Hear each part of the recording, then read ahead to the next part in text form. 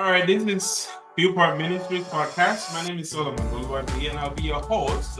As we always do, usually we have a live program that we just ended, and on that platform, we looked at purpose driven, discovering God's calling for your life. But on this side, we are going to be looking at steps to finding purpose in the age of disruption.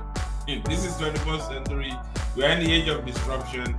And yes, it's not that easy. Well, to help us with that is none other than Coach Amon, who is a transformation speaker, faith-driven mentor, and the founder of Airclass Group Consulting, an IT training and consulting company.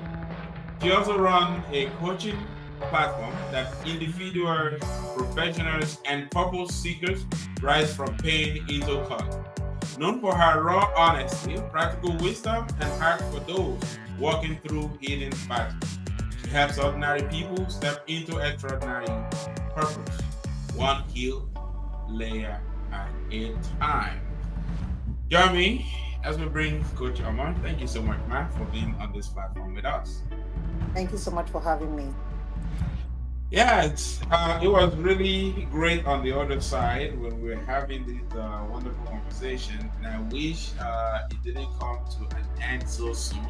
1 hour kind of like fly away, but it was a very good invested 1 hour because I believe that someone who listened to this or watch today has been blessed, or someone who will listen or watch in the near future. But on this side, we're going to be talking about steps to finding purpose in the age of disruption.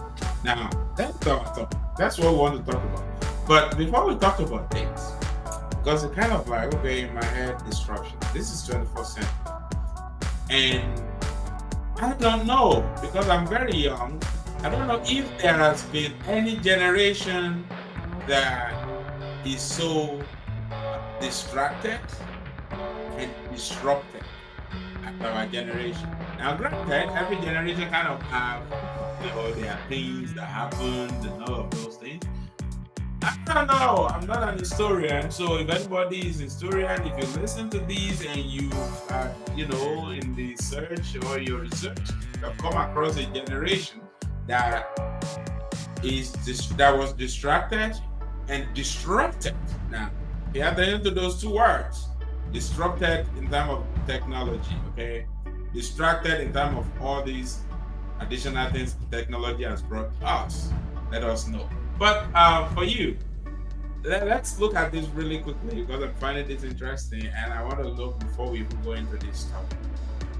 What is the relevance of this topic to this 21st century? Oh, this 21st century. I don't know. I mean, it's a good question because this age is age where we call it the age of digital transformation, the era of artificial intelligence. Different things are springing up right now, and like we used to say, if you stay and you don't act, a lot of things would have gone ahead of you or gone past you, and then you will be left behind. And this concept of purpose, or this what we're talking about today in terms of purpose, is important. That in this day and age, purpose is not lost, especially for this new age, the people, what we call the Gen Zs, and all the children that are coming up. In this age is age where artificial intelligence, there are economic shifts as well, uncertainties, constant change are the new norm. There are different things springing up every now and then. So it requires more than just a goal setting or passion chasing and all of that. It calls for things like clarity, clarity of purpose, adaptability, and also things like there needs to be a deep connection to something. And the people have to have that understanding, especially because of the changes that is happening right now. There are different changes going on. All right, thank you for that. We must ensure that purpose is not lost despite the disruptions. Right? Now, Steps to finding purpose in the age of disruptions. What are some steps that one can take? I'm tempted to repeat, especially those five you gave us in the live one, but I will let you take charge from here. So, what are some steps that one can take to find their purpose in this? I'll say that the first thing I would say is understand your inner restlessness. There is something that is yearning to be birthed inside of you. And I think that is extremely, extremely important. People don't pay attention to that. You need to pause and pay attention to your inner restlessness. What is the thing that is you're yearning for every single day? Notice your inner frustration. Some of the recurring questions that's been coming to your mind, and the form of emptiness that is in you.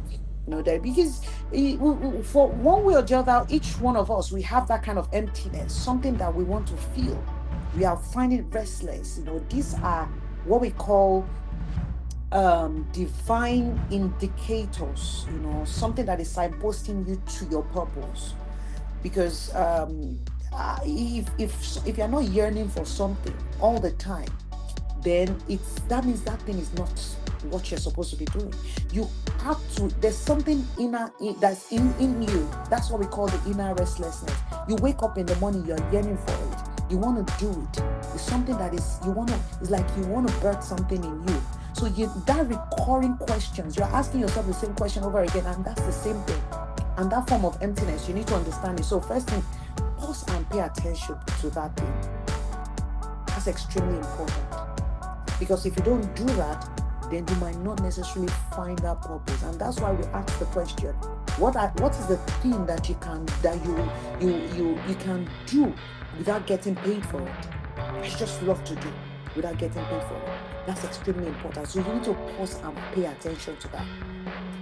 Then you need to ask that question, what have I been consistently drawn to, even in chaos?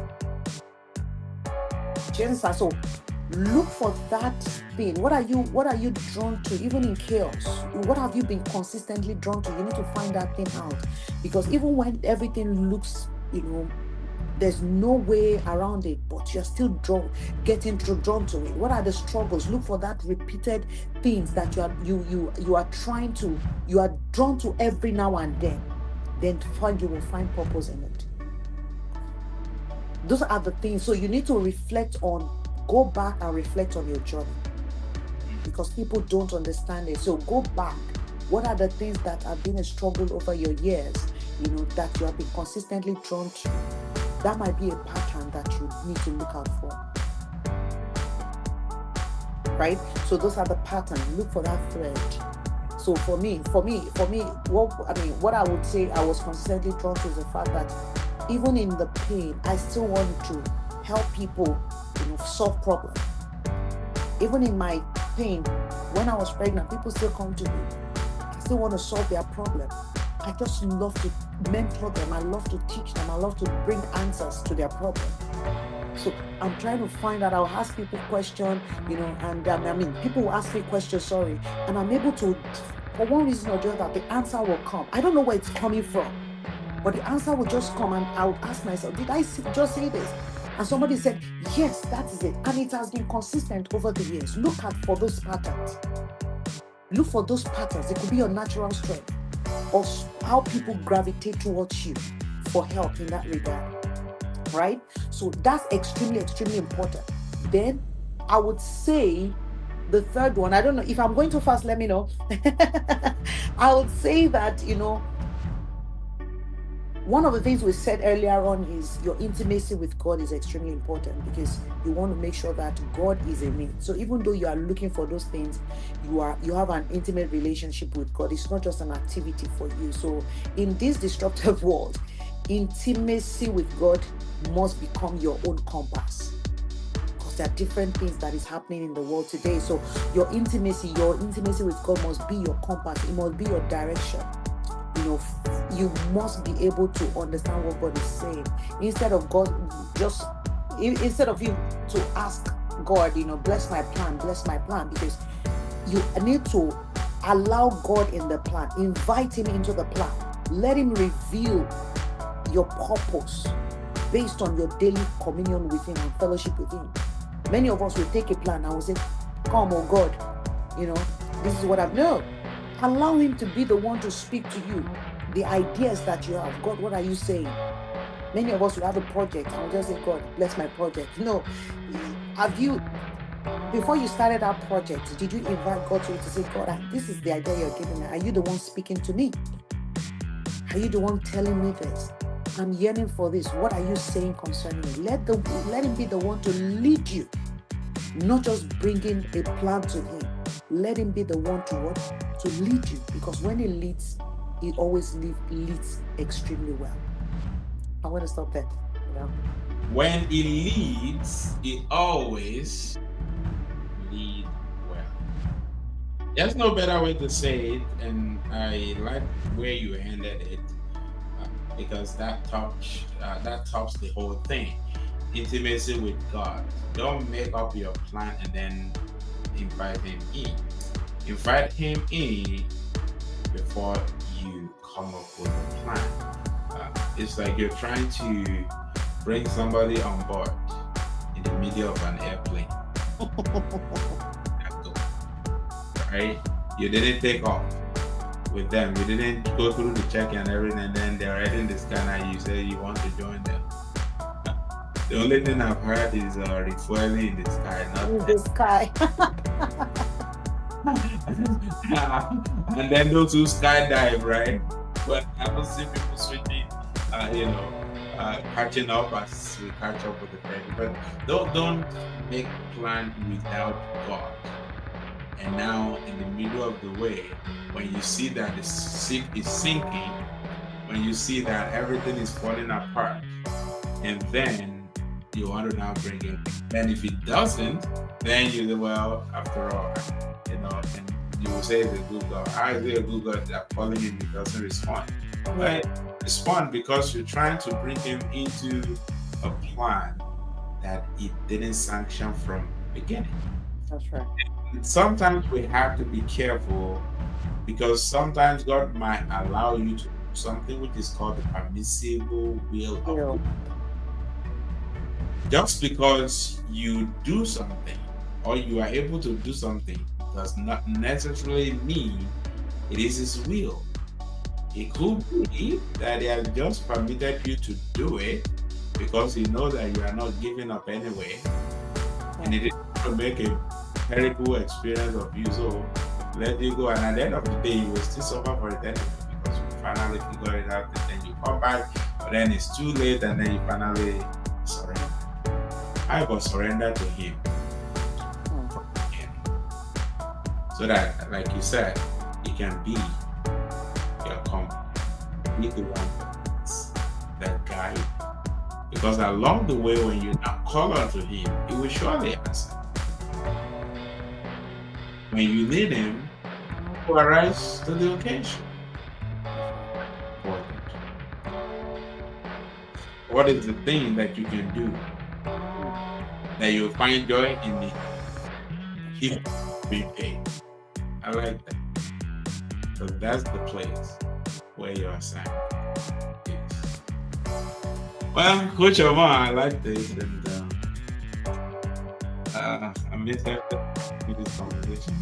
But can I just quickly say these two things? I think in this day and age, I train in artificial intelligence, so I understand the impacts that it can take, especially when it comes to the place of purpose.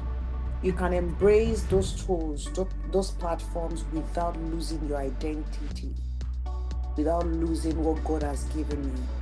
What you want to do is, this thing can amplify your calling. Don't allow yourself to be distracted with it.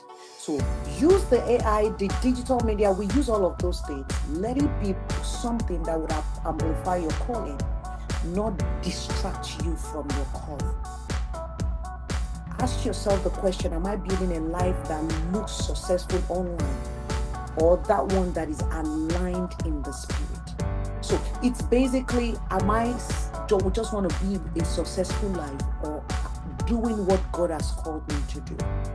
Because when you actually do what God has called you to do, you will be successful. But when you are looking at success before alignment, then there's going to be trouble. There's going to be trouble. When you're looking for success before alignment, I like that. And the reason I said so is because oftentimes when we want to do something, here's where, and I guess this might just be me probably. Yeah. If I hear you say, well, how much you're gonna get paid for this, I kind of like kind of done with you at that point, because in my head, I'm trying to develop myself. I'm trying to do something better for myself. Not necessarily it's not like I don't need the money. Like it's not like I won't take the money, but that's not my priority at that time.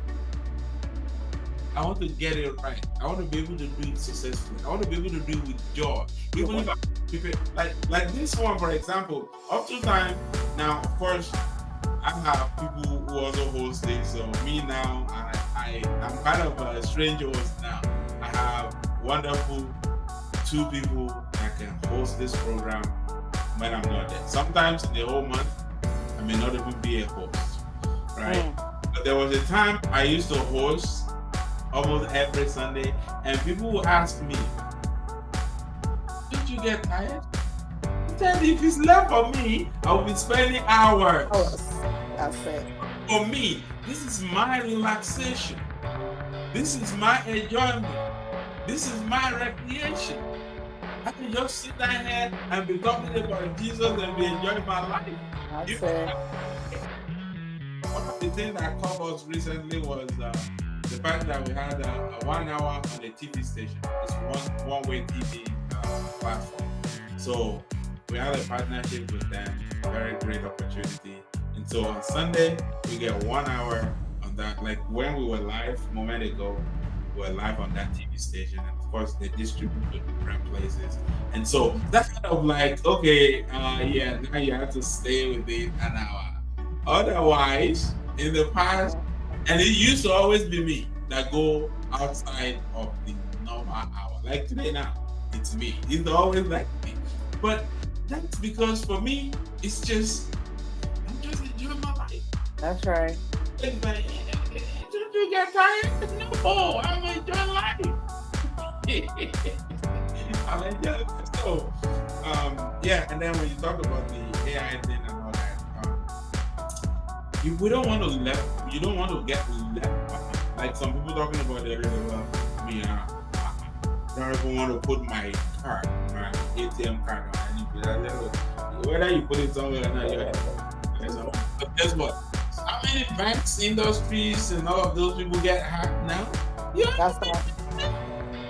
The reason why you haven't really seen nothing more is because you don't have nothing at all to track and You don't have it. You don't have nothing for them to pick on. Because if you have, trust me, they have your information. They have it. Your social security number is cheaper on the dark web than your phone number. It's cheaper. Your phone number is very expensive on the dark web than your social security number. Because if I get your number, it's like a bunch of different stuff. I can send all this spam link and all of those stuff. As soon as you click it, a bunch of people get hacked on their WhatsApp and all of that because click on it. You didn't know your social until they really hack all this organization or something. So at the end of the day, it's because of that. So we don't want to be left behind. We're supposed to take advantage of all these new technologies, new development at the high rate they are going. So when I hear people talking about, could this be the 666, please? This thing is meant for us to have. When Jesus said, and I'm taking this beyond them so you can see from my behavior. When Jesus said that we should take this gospel to the end of the earth, right? Jerusalem, Judea, Samaria, to the end of the earth, right? Do you know that this man knew there will be a time when you can sit in Africa and you can talk to somebody in Asia. Yeah, that's it. America, and you can talk there were some people, at least I know that my cousin was with us tonight when we were on the live act, right? He's in Nigeria. That's it. If you take a straight flight, you're probably going to be 12, 13 hours to be able to land over there. And we're speaking right here live and direct. That's right. Gone are the days of the age of camel and horses and that. How do you want to get to America from Nigeria in this day and age? And you say, take the gospel to the hands of the earth. Something has to be given birth to the airplanes, the technology, and all of those things. So yeah. But sometimes when I get to look at the back end of like the YouTube sometimes and we see people like Ukraine. I've seen people from Russia. And I'm like, what? I've been there. I don't have no dream of going there. Probably the place, and I'm sure today there are people who have seen my face, and I don't know if I will ever get to see. All because of this social media thing. Yeah. There was a woman, and I will stop from here. There was a woman who saw one day at an event. She was like, "Oh yeah, I know you." Oh, I didn't know you. I said, "Let's talk about Jesus." I said, "Oh." Hi. You cannot hide. Imagine you punching someone in that face. That's the man with the let's talk about Jesus. What is he doing? Somebody left from here. She was on this platform. And somebody came to her in a big church convention, right? And said, "I know you. You've been a guest on Let's Talk About Jesus." So came back and told me, she said, "You know that people are watching this program like that, though."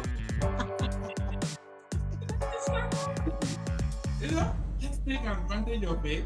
Let's use it for the Lord. But in using it, we must put that caution. We must put that mindset that the priority here is not the technology, but Jesus. And everything that we do, we must do unto the Lord. And as long as Jesus is glorified, then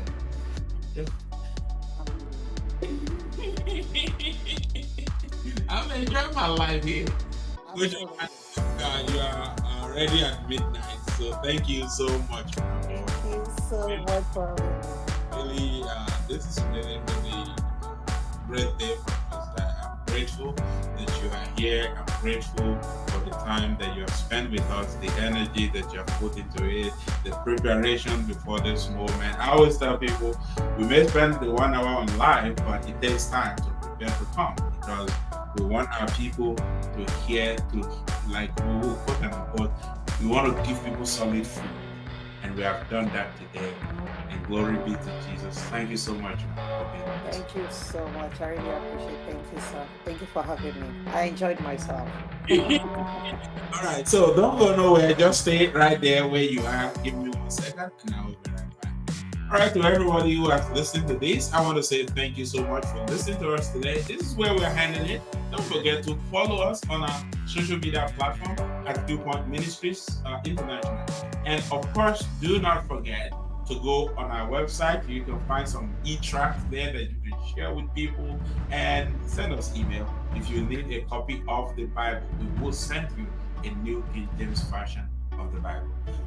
Here we come to an end. My name is Solomon Oluwabiye. Thank you and have a wonderful week.